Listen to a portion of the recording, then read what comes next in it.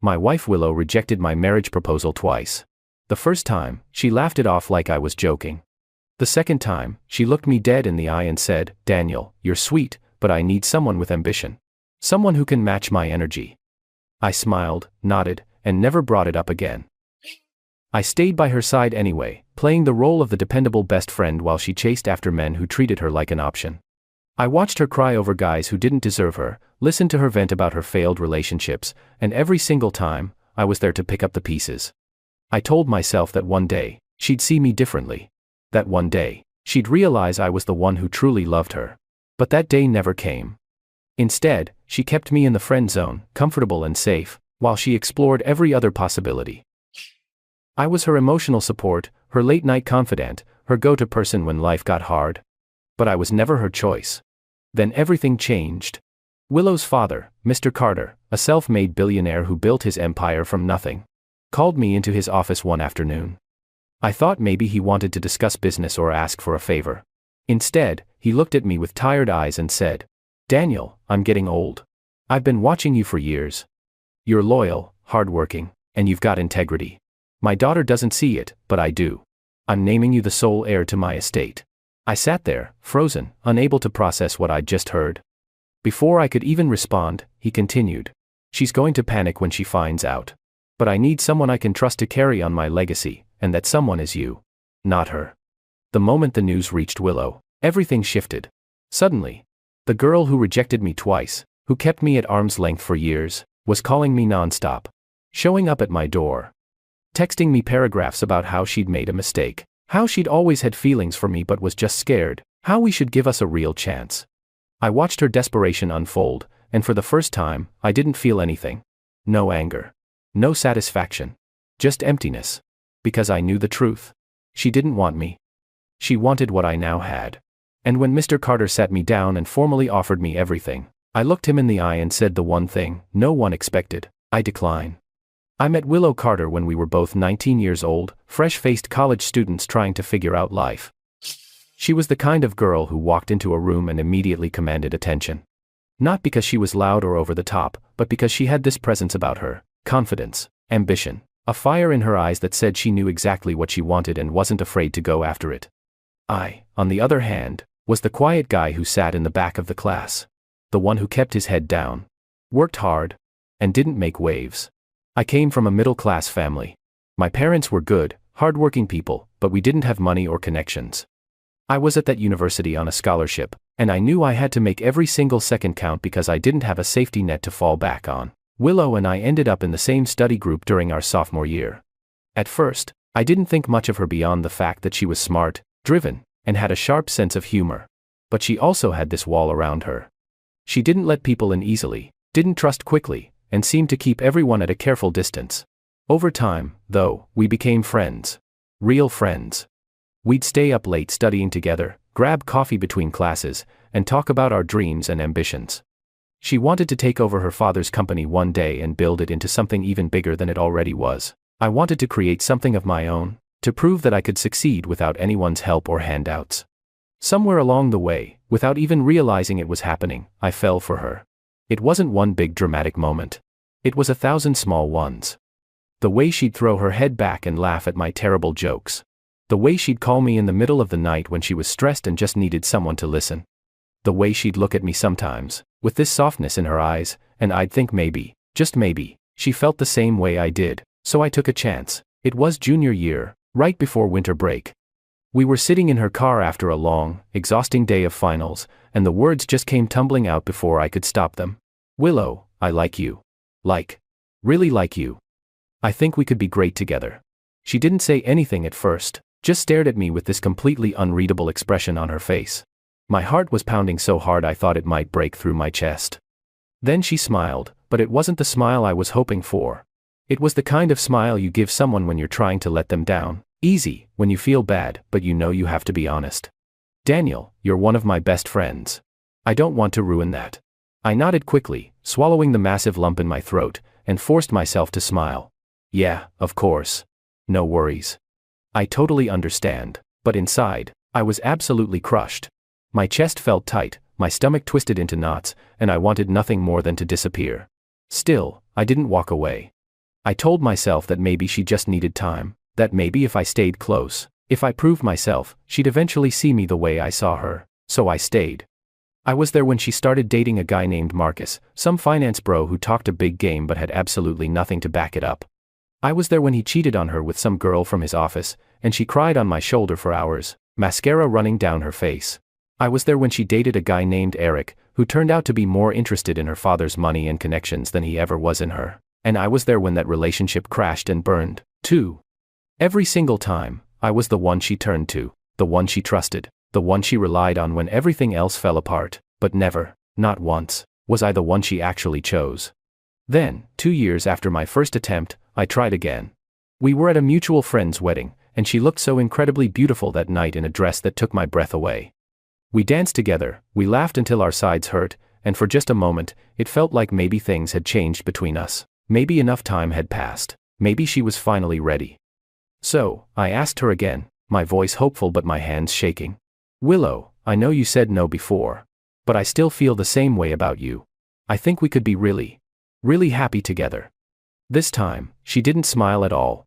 She just looked at me with something that almost seemed like pity in her eyes and said, Daniel, you're sweet. You really are.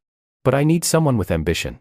Someone who can match my energy and push me to be better. You're comfortable, you're safe, and I need more than that. That was the exact moment I finally realized the horrible truth I'd been avoiding for years. She didn't see me as an equal. She didn't see me as someone worthy of being with her. She saw me as safe, as the backup plan, as the guy who would always be there waiting no matter how badly she treated me or how many times she chose someone else. So I stopped trying. I stopped hoping. I stopped waiting for her to wake up one day and suddenly see me differently. I stayed her friend because I didn't know how not to be, but I built walls of my own this time. Thick, high walls that I swore I'd never let down again. I focused completely on my career. On building something real for myself. I worked my way up in the business world, made smart investments, took calculated risks, and slowly but surely started gaining respect in circles that actually mattered. I didn't do it to impress her. I didn't do it to prove her wrong.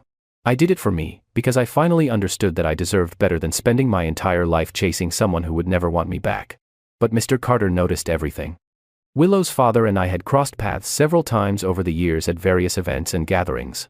He knew I was close to his daughter, and he'd always been kind and respectful to me. But it wasn't until recently that we started having real, substantial conversations about business, about life, about what really mattered. He'd invite me to high-level business events, ask for my opinion on major deals, and treat me like someone whose thoughts and ideas were actually worth listening to. I never asked him for anything. I never tried to use my connection to Willow to get ahead or gain favors. I never played that game, and I think that's exactly why he respected me so much. One day, completely out of the blue, Mr. Carter called me directly and asked me to come to his office. I thought maybe he wanted some advice on a project or needed help with something business-related. But instead, he sat me down in one of those expensive leather chairs across from his massive desk, and said something that would change my entire life. Daniel, I'm getting old. I've built this company from absolutely nothing, poured my heart and soul into it for decades, and I need to make sure it's in the right hands when I'm gone. I didn't say anything at all. I just sat there and listened, my mind racing to figure out where this conversation was going. He continued, his voice steady and serious. I've been watching you for a very long time now. You're loyal to your core. You work harder than anyone I know. You don't ask for handouts or favors. You remind me so much of myself when I was younger, before I had anything, when I was just trying to prove I belonged. I still had absolutely no idea where he was going with all of this, and my heart was starting to pound in my chest. Then he said the words that completely changed everything, the words I never in a million years expected to hear. I'm naming you the sole heir to my entire estate. Everything I've built, everything I own, it's going to be yours. I just stared at him, completely and utterly speechless. My mouth opened, but no words came out. Sir, I finally managed to choke out. I don't understand. What about Willow? What about your daughter? He let out a long, heavy sigh, leaned back in his chair, and rubbed his tired eyes. Willow is my daughter, and I love her more than anything in this world. But she's not ready for this kind of responsibility. She's impulsive. She chases the wrong things, gets involved with the wrong people. She doesn't understand the real value of loyalty or hard work because she's never actually had to struggle for anything in her entire life. Everything has always been handed to her on a silver platter. You, though. You understand. You've earned everything you have. And that's exactly why I'm choosing you. I didn't know what to say to that. I couldn't wrap my head around it. This was insane. He wasn't just offering me a job or a promotion. He was offering me everything. His entire legacy. But he was completely serious, and when the official announcement was made to the family and the board, everything exploded. The day the news got out, my phone absolutely exploded with notifications. Texts. Calls. Voicemails. Emails. Most of them were from people I hadn't heard from in years. Suddenly wanting to reconnect and catch up, and act like we'd always been close friends. But the messages that stood out the most, the ones that made my stomach turn, were from Willow. The first text came at 7 o'clock in the morning, before I'd even had my coffee. "Daniel, we need to talk. Call me as soon as you get this." I ignored it, and went about my morning routine. Then another message came through an hour later. "Daniel, seriously. This is really important. We need to discuss what's happening." Then another one shortly after that. "Why aren't you answering me? Did I do something wrong?" By noon, she had called me 6 times in a row. I didn't pick up once. I knew exactly what this was about, and I wasn't ready to deal with her or the inevitable conversation we were going to have. Finally, around 3 in the afternoon, she just showed up at my apartment without any warning. I opened the door to find her standing there in the hallway, looking absolutely frantic. Her hair was messier than usual, her eyes were wide and almost panicked, her hands were fidgeting nervously with her phone. "Daniel," she said, pushing past me and stepping inside without even waiting for an invitation. "We need to talk right now." I closed the door slowly and crossed my arms over my chest, leaning against the wall. "About what, exactly?" She stared at me like I'd just said the most ridiculous thing she'd ever heard in her entire life. "About what? Are you serious right now? About my father naming you his heir? About the fact that he's giving you absolutely everything? About the fact that my entire future just got handed to someone else?" I shrugged, keeping my voice calm and even. "What about it? It's his decision to make, not mine." Her jaw literally dropped open. She looked at me like I'd completely lost my mind. "What about it? Daniel, that's my inheritance. That's my family's company. That's my entire future we're talking about, and he just handed it all to you like it's nothing." I stayed completely calm, refusing to let her see how much this was affecting me. "He made his decision, Willow. It's not my place to question it or argue with him about it. If you have a problem with what he's doing, you should take it up with your father, not with me." She let out a laugh. But there was absolutely no humor in it whatsoever. It was bitter and harsh. "You're seriously just okay with this? You're just going to take everything that should be mine and act like it's no big deal? Like you deserve it?" I looked her directly in the eye, holding her gaze without flinching. "I didn't ask for any of this, Willow. Your father made this choice completely on his own. I had nothing to do with it. If you have a problem with his decision, that's between you and him. Don't put this on me." She shook her head, clearly frustrated and desperate. "Daniel, come on. You and I both know this doesn't make any sense at all. You're not family. You're not even operating at his level in the business world. Why would he possibly choose you over his own daughter? His own flesh and blood?" I stayed silent, watching her carefully. She stepped closer to me, and her voice softened, taking on an almost pleading tone. "Look, I know we've had our ups and downs over the years. I know things have been complicated between us. But we've been friends for so long. You care about me, right? You always have." I didn't answer. I just kept watching her, waiting to see where she was going with this. She continued, her voice getting quieter and more intimate. "Maybe my dad sees something between us. Maybe he thinks we're eventually going to end up together. And that's why he's doing this whole thing. Maybe he wants to make sure you're taken care of because he thinks we'll get married someday, and it'll all stay in the family anyway." Something twisted painfully in my chest. Anger. Disappointment. Disgust. A horrible mixture of all three.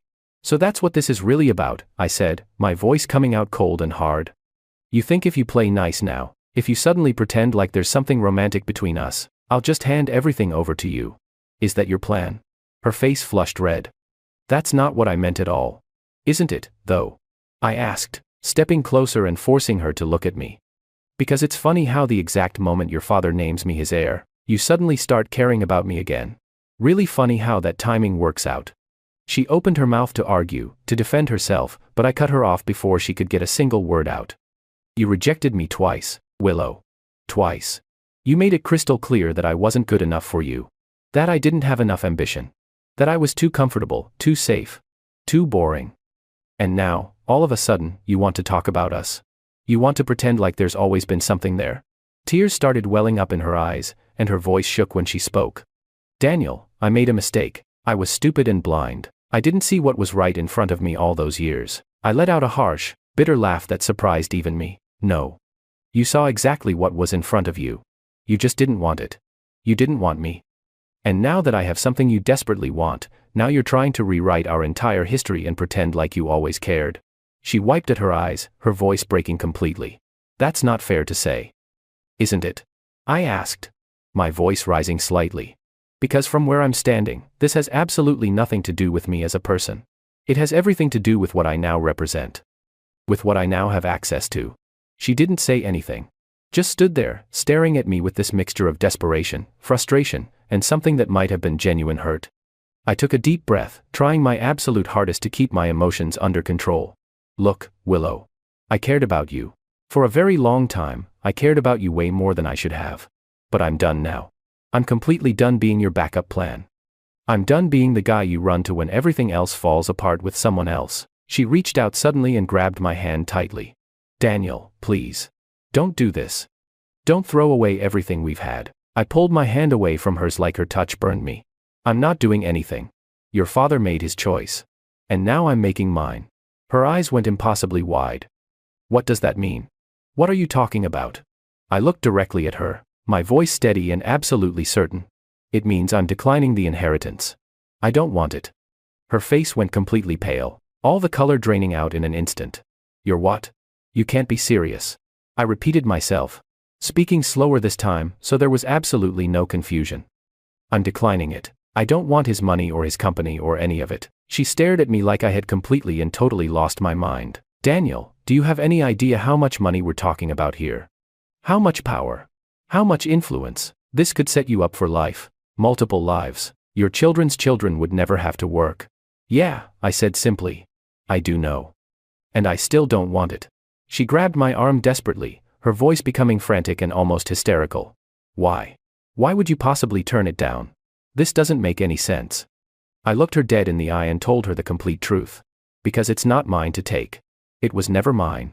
And because I'm not going to let your father use me as some kind of pawn to teach you a lesson about life. This is between you and him, and I want no part of it. Her grip on my arm loosened and slowly fell away. I stepped back, putting distance between us. I'm sorry, Willow. But I'm done playing whatever game this is. And with that, I walked past her, grabbed my jacket, and left my own apartment, leaving her standing there in complete and utter shocked silence. The days that followed my decision were incredibly strange. I had expected to feel relief, maybe even a sense of pride for standing my ground and doing what I thought was right, but instead, I just felt hollow. Empty. Like I'd just walked away from something much bigger and more important than I fully realized. The truth was that declining Mr. Carter's inheritance wasn't just about rejecting Willow and her sudden fake interest in me. It was about rejecting a version of myself that I didn't want to become. A version that took shortcuts. That accepted things I hadn't earned through my own hard work. That let someone else's expectations and plans dictate my entire future. I'd spent my entire life working incredibly hard, building something real from absolutely nothing. And yeah, maybe I wasn't a billionaire. Maybe I didn't have the same level of massive success as Mr. Carter. But what I did have, I had earned with my own two hands, and that mattered to me more than anything else possibly could. Still, the decision weighed heavily on me every single day. Because deep down, I knew exactly what I was walking away from. Security for the rest of my life. Influence in circles I'd never otherwise have access to. Respect from people who would never have given me a second glance before. The kind of life that most people only dream about and never come close to achieving. And I just said no to all of it. My phone kept buzzing constantly. Willow, mostly, but also Mr. Carter himself. I ignored both of them completely. I needed space. Time to think.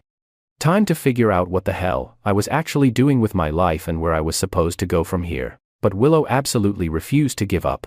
She kept trying over and over again. She'd show up at my apartment completely unannounced at all hours. She'd send me long, emotional, rambling texts about how sorry she was. How she'd made terrible mistakes. How she wanted desperately to fix things between us.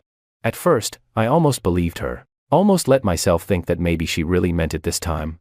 But then I'd remember the exact look in her eyes, when she first found out about the inheritance. The panic. The desperation. The cold calculation happening behind those eyes. And I'd remember that this wasn't about me at all. It never had been. It was about control. About making absolutely sure she didn't lose what she'd always believed was rightfully hers. One night, she showed up at my door again. This time, she looked different than before. Softer. More vulnerable. Like she'd been crying for hours and hours. "Daniel," she said quietly, her voice barely above a whisper. "Please. Just hear me out. Just give me 5 minutes." I sighed heavily and stepped aside, letting her into my apartment. She sat down on my couch, wrapping her arms tightly around herself like she was trying physically to hold herself together. "I know you don't believe me," she started, her voice shaking. "I know you think this is all about the money and the inheritance. But it's not. I swear to you it's not." I didn't say anything. Just stood there and waited for her to continue. She looked up at me, and her eyes were red and puffy from crying. "I was scared, Daniel. I've been scared this whole time. Scared of how strongly I felt about you. Scared of what it would mean if we tried to be together and it didn't work out. You were my best friend in the entire world. I didn't want to lose that." I crossed my arms over my chest. "So instead you kept me around as a backup plan while you dated everyone else." She physically flinched like I'd slapped her. "That's not what I was doing." "Then what were you doing, exactly?" I asked, my voice sharper than I really intended it to be. Because from where I'm standing, that's exactly what it looks like. What it's always looked like. She shook her head violently, tears streaming down her face. "I was selfish. I was stupid and immature. I didn't realize what I had, what I was throwing away, until it was way too late." I let out another bitter laugh. "Yeah, well. That seems to be a pretty consistent pattern with you, doesn't it?" She stood up suddenly and stepped closer to me, her voice pleading. "Daniel, I know I don't deserve another chance. I know I hurt you badly. But I'm asking anyway. Please. Just give me one more chance to prove myself." I looked at her, really looked at her carefully. And for just a moment, for one brief second, I almost caved, almost let myself believe her. But then I remembered something Mr. Carter had said to me during our conversation. She chases the wrong things, the wrong people. She doesn't understand the value of loyalty because she's never had to work for it. And he was absolutely right. Because even now, even as she stood here begging me with tears running down her face, I couldn't shake the horrible feeling that this wasn't real. That if the inheritance had never happened in the first place, she wouldn't be here at all. She'd still be out there dating other guys and keeping me firmly in the friend zone where I'd always been. I took a deliberate step back, putting space between us. "I can't do this, Willow. I just can't." Her face completely crumpled. "Why not? What more do I have to do?" "Because I don't trust you," I said quietly but firmly. "And without trust, there's absolutely nothing left to build on." She opened her mouth to argue, to say something else, but I held up my hand to stop her. "I'm done, Willow. I'm done with this. With us. With all of it. We're finished." She stared at me for a long moment, tears streaming silently down her face, and for a second I thought she was going to keep fighting. Keep pushing. But instead, she just nodded slowly, wiped her eyes with the back of her hand, and walked out of my apartment without another word, and this time, she didn't come back. The silence that followed was absolutely deafening. I should have felt relieved. Free. Like a huge weight had been lifted off my shoulders. But instead, I just felt completely empty inside. Because the truth was that I had loved her. Really. Truly loved her with everything I had. And walking away from that, even when I knew deep down it was the right thing to do, hurt more than I ever thought possible. I threw myself completely into my work. Long hours that stretched into the night. Late nights that turned into early mornings. Anything and everything to keep my mind occupied and stop thinking about her. But no matter how busy I kept myself, how many projects I took on, I couldn't shake the feeling that I'd just lost something incredibly important. Not Willow herself. Not the inheritance or the money. But the version of myself who still believed in second chances. Who still believed that people could genuinely change. I started questioning absolutely everything about my life. My choices. My values. My future. Had I made the right call turning down the inheritance? Or had I just thrown away the opportunity of a lifetime because of stupid pride? I didn't have an answer to that question. And that scared me more than anything else. Because for the first time in my entire life, I genuinely didn't know what I was supposed to do next or where I was supposed to go from here. 2 weeks after I declined the inheritance, I received a call from Mr. Carter's personal assistant. Her voice was professional and crisp as always. "Mr. Carter would like to meet with you," she said. "Tomorrow morning. 10 o'clock sharp." I hesitated, my finger hovering over the end call button. I'd been avoiding him just like I'd been avoiding Willow. But something in her tone told me this wasn't optional. This was important. Fine, I finally said. I'll be there. The next morning, I showed up at his office building right on time. The building was absolutely massive, all glass and steel and modern architecture, the kind of place that screamed power and money and success. I'd been there before several times, but it always felt surreal. Like I didn't really belong in a place like this. His assistant led me up to his private office on the top floor. Floor-to-ceiling windows overlooking the entire city. Expensive original art hanging on the walls. A massive desk that probably cost more than my car. Mr. Carter was sitting behind it, and he looked older than I remembered, more tired, more worn down. "Daniel," he said, gesturing to the expensive leather chair across from him. "Please. Sit down." I sat, my hands folded in my lap. He studied me carefully for a long moment, his expression completely unreadable. Then he leaned back in his chair and let out a heavy sigh. "You declined the inheritance." It wasn't a question. "Yes, sir," I said simply. He nodded slowly, processing this. "Can I ask you why you turned it down?"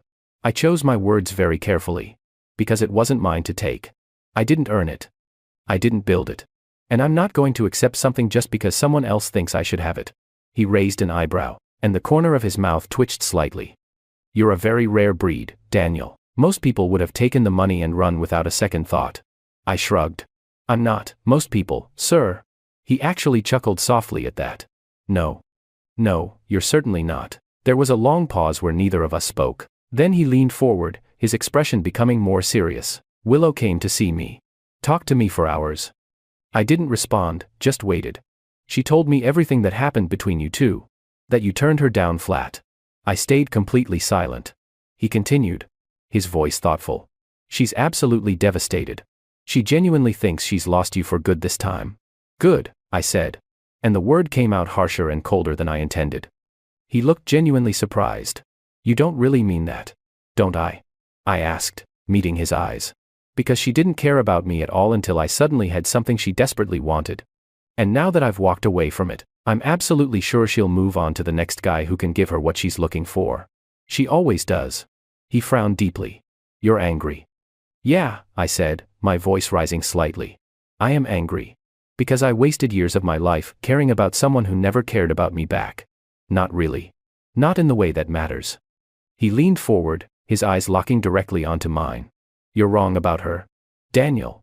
I blinked in surprise. "What?" "She did care about you," he said quietly but firmly. "She just didn't know how to show it properly." I let out a bitter laugh. "Right. That's why she rejected me twice and kept me in the friend zone for years." He sighed heavily. "My daughter is incredibly complicated, Daniel. She's been raised in a world where absolutely everyone wants something from her. Money. Connections. Status. Power. She learned very early on to keep people at arm's length. To protect herself from being used." I frowned, not understanding where he was going. "What are you trying to say?" "I'm saying," he continued carefully, "that when she met you, someone who genuinely didn't want anything from her, someone who just wanted her for who she was, she didn't know what to do with that. She didn't know how to handle it." I shook my head. If that were actually true, she would have said yes when I asked her out. "Not if she was terrified," he said. "Not if she thought she'd somehow ruin it and lose you forever." I didn't know what to say to that. Didn't know how to process it. He leaned back again, his expression softening. "I made you my heir for a very specific reason, Daniel. And it wasn't just because I think you're capable and trustworthy. It was because I wanted to see exactly how my daughter would react to the situation." I stared at him, my mind racing. "You were testing her. Testing both of us." He nodded slowly. "I needed to know if she loved you for who you actually are as a person, or if she was just like everyone else in her life. Chasing money. Chasing power. Chasing status and nothing more. And?" I asked, my voice barely above a whisper. "What did you find out?" He smiled, but it was a sad smile. "She failed the test completely. But you passed with flying colors." I didn't know how to respond to that at all. He continued, pulling open a drawer in his desk. "You walked away from everything, Daniel. From the money. From the power. From her. And you did it because you have genuine integrity. Real character. That's incredibly rare in this world." I looked down at my hands, not sure what to say. "So what happens now? What comes next?" He reached into his desk and pulled out a thick manila folder, sliding it across the polished surface toward me. Now, he said, his voice steady. I'm offering you something completely different. Something you'll actually have to earn. I opened the folder slowly. Inside were legal documents outlining a detailed business partnership. Not an inheritance. Not a handout. Not charity. A real, legitimate partnership between equals.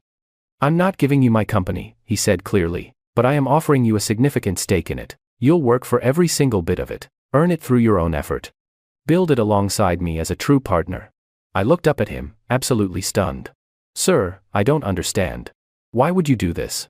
Because I genuinely believe in you, he said simply. And because I think you're exactly the kind of man who can help me build something even greater than what already exists. I stared at the documents, my heart pounding hard in my chest. This was different. This wasn't charity or favoritism. This was a real opportunity that I'd have to work incredibly hard for. This was something I could actually accept. He stood up, extending his hand across the desk. What do you say, Daniel? Are you in? I stared at his hand for a long moment, my mind racing through all the possibilities. Then I stood up and firmly shook his hand. I'm in, I said. Let's do this. He smiled broadly, genuine warmth in his eyes. I knew you would be. Welcome aboard, partner. The partnership changed absolutely everything about my life. Overnight, I went from being an outsider to being a key player in one of the most powerful and influential companies in the entire country. It wasn't handed to me on a silver platter. I worked for every single bit of it. Long, exhausting hours, high-stakes deals that made my heart race, pressure unlike anything I'd ever experienced before in my life, but I thrived under it. For the first time in my entire life, I felt like I was exactly where I was supposed to be. Like everything I'd been through had led me to this exact moment. Willow, on the other hand, completely spiraled.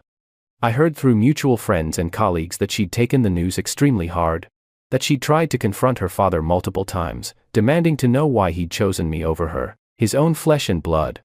But Mr. Carter stood absolutely firm. You need to prove yourself, he'd told her repeatedly. Just like Daniel did. Just like anyone else would have to. She didn't take it well at all. She threw herself desperately into work, trying to prove she was capable and deserving. But the harder she tried, the more she seemed to completely unravel. She started making mistakes. Bad decisions. Impulsive moves that cost the company significant money.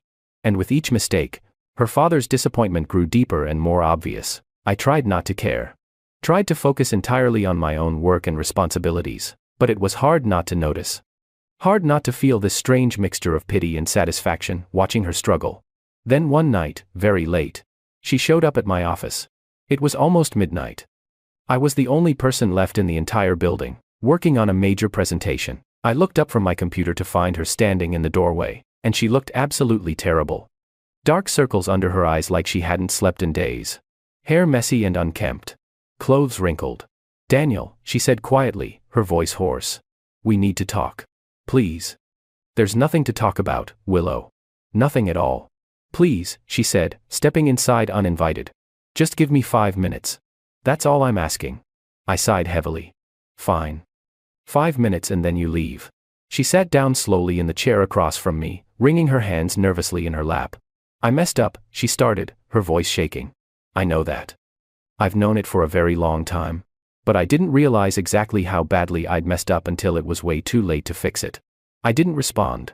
Just watched her carefully. She continued, tears starting to form in her eyes. You were right about everything. About me. About my motivations. I didn't see you for who you really were. I didn't appreciate you. I took you completely for granted. And I'm so sorry. I looked at her, keeping my expression completely neutral. Okay. She blinked. Clearly surprised. Okay. That's it? That's all you have to say? What do you want me to say, Willow? I asked calmly. That I forgive you. That everything's fine now. That we can just go back to how things were. Because we can't. It's too late for that. Tears started streaming down her face. I know. I just needed you to know that I regret it. All of it. Everything I did. I stayed silent, watching her cry. She wiped her eyes roughly, her voice breaking completely. My dad was right about everything. I've been chasing the wrong things my entire life. Status, power, excitement. And now I've lost absolutely everything that actually mattered. Every single thing that was real. I felt a pang of something deep in my chest. Not quite sympathy. But close. I'm sorry you're hurting, I said carefully, choosing my words. But that's not my responsibility anymore. It hasn't been for a long time. She nodded slowly, tears still streaming down her face. I know it's not. She stood up slowly, her voice barely above a whisper. I hope you're happy, Daniel. You deserve it. You always did. And with that, she turned and walked out of my office, closing the door quietly behind her. For a moment, I just sat there in the silence, staring at the empty doorway.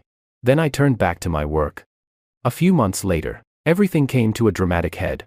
Willow had made one too many costly mistakes, and Mr. Carter finally had enough. He called an emergency board meeting. The entire executive team was required to be there, including me, including Willow. The tension in that room was absolutely suffocating. He stood at the head of the long conference table, his expression stern and unyielding. I've made a decision, he announced to everyone. Effective immediately. Willow will be stepping down from her position in this company. The entire room went completely silent. You could have heard a pin drop. Willow's face went deathly pale. Dad, she started to say, her voice shaking, but he held up his hand firmly. This isn't personal, he said coldly. This is business. Pure and simple. You're not ready for this level of responsibility. And until you are, you won't have a place in this company. Period. She looked like she'd been physically slapped across the face. Her eyes darted frantically around the room, finally landing on me. Daniel, she said desperately, her voice breaking. Please. Say something. Do something. I stayed completely silent, my face expressionless. She stood up abruptly, her chair scraping loudly against the floor. This is because of him, isn't it? She said, pointing directly at me with a shaking finger. You're punishing me because I rejected him, because I didn't choose him when I had the chance. Mr. Carter's expression hardened even more. This has absolutely nothing to do with Daniel. Nothing. Whatsoever. This is about you. About your complete inability to take responsibility for your own actions and decisions. She stared at him, tears streaming down her face, her whole body shaking. Then she turned and stormed out of the conference room, slamming the door so hard the walls shook. The meeting ended shortly after that uncomfortable scene. As everyone slowly filed out, avoiding eye contact, Mr. Carter pulled me aside privately. I'm sorry you had to witness that, he said quietly. I shook my head. It's fine, sir. Really. He looked at me, his expression thoughtful and measuring. You could have defended her just now, spoken up for her. I know, I said simply. But it wasn't my place to do that. He smiled slightly. You're a good man, Daniel. Better than she deserved. I didn't respond to that. Because deep down, I genuinely wasn't sure if that was true or not. Later that same night, long after everyone had gone home, I received a short text message from Willow. I'm leaving. Going abroad for a while. I need to figure things out. Figure out who I am without all of this. I stared at the message on my screen for a very long time, reading it over and over. Then I finally typed out a simple response. Good luck, Willow. I hope you find what you're looking for. And I genuinely meant it. 6 months passed. 6 full months of incredible growth, massive success, and finally finding real peace with myself. The partnership with Mr. Carter flourished beyond anything I could have possibly imagined when we started. I wasn't just working for him anymore, following his orders. I was building alongside him as a true equal. Creating something meaningful. Something real. Something I could actually be proud of. I stopped thinking about Willow every single day. Stopped replaying all our conversations in my head over and over. Stopped wondering what if things had been different. She'd sent a few brief messages over those months. Nothing dramatic or emotional. Just simple updates. She was living in Europe. Taking advanced business courses.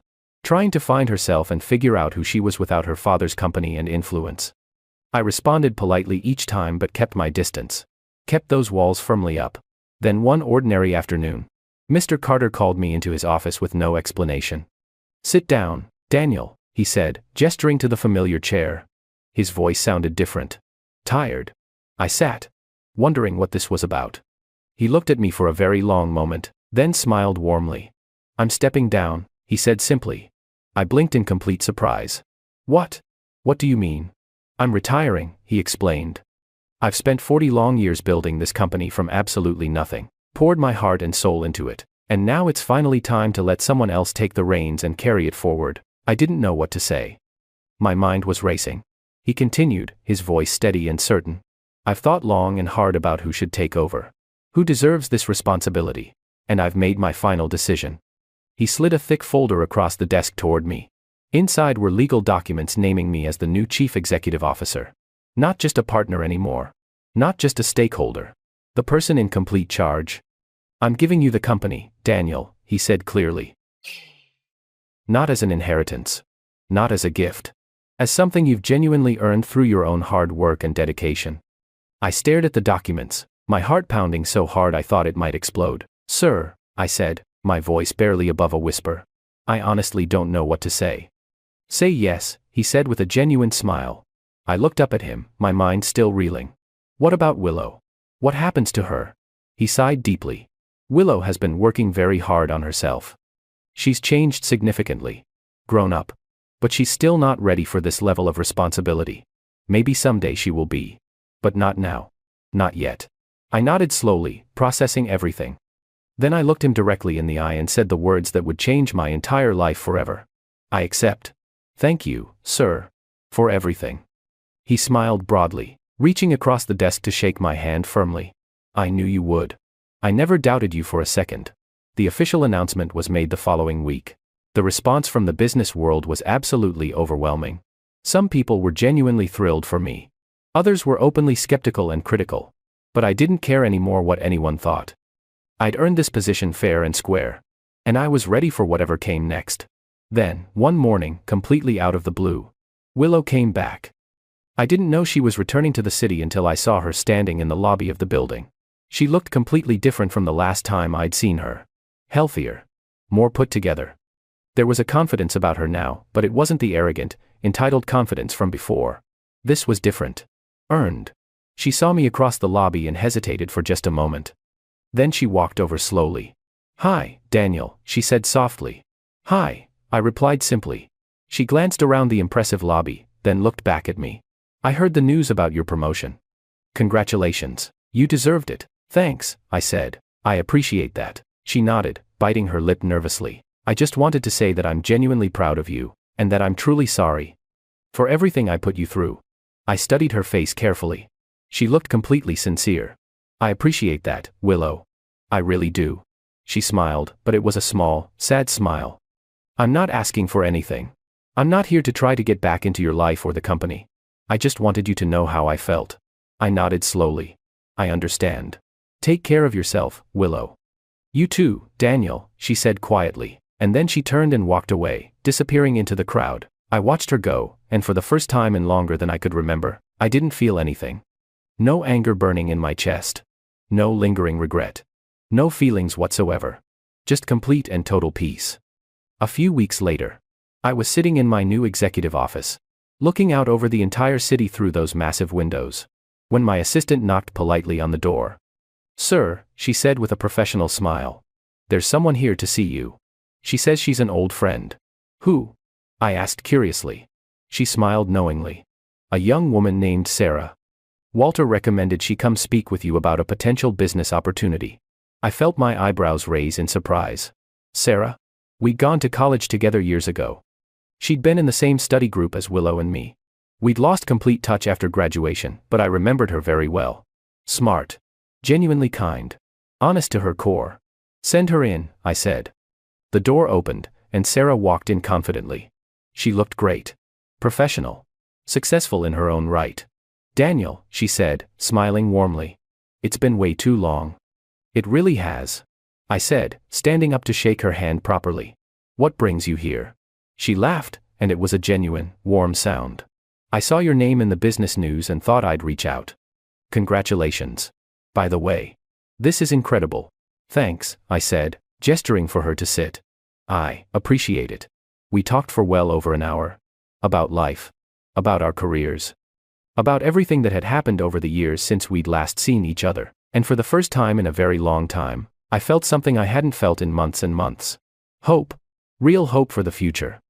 As she prepared to leave, she turned back at the door and said casually, we should grab coffee sometime. Actually catch up properly. I smiled, and it felt genuine. I'd really like that. A lot. And for the first time in a very long time, I truly believed deep down that everything was actually going to be okay. That my future was bright. Willow had moved on with her life. I had moved on with mine. And the future, for once, looked absolutely bright. Several months later, I heard through the business grapevine that Willow had started her own small company. Something she'd built completely from scratch with her own money and effort. And according to Mr. Carter, who I still met with regularly, she was actually doing quite well. Good for her, I thought when I heard the news. And I genuinely meant it with no bitterness. Because at the end of the day, I didn't want her to fail. I didn't want her to suffer. I just didn't want her in my life anymore. That chapter was closed forever. I'd found my own path forward. My own success on my own terms. My own happiness that I'd built myself. And I'd done it all completely on my own terms. No shortcuts. No handouts. No compromises. Whatsoever. Just pure hard work, unwavering integrity, and the absolute refusal to settle for anything less than I truly deserved. And that, more than any inheritance or any relationship could ever be, was the greatest victory of all. Sarah and I started seeing each other regularly. Coffee dates turned into dinner dates.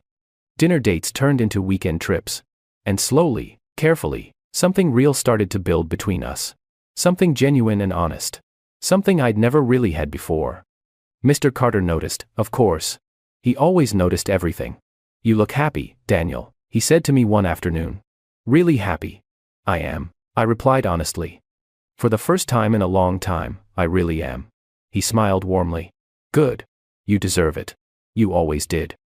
And as I sat in my office that evening, watching the sun set over the city I now helped run, I realized something important. Declining that inheritance had been the best decision I'd ever made. Not because of the money I'd walked away from, but because it had forced me to prove to myself what I was actually worth, what I could actually achieve on my own. And that was worth more than any amount of money could ever be.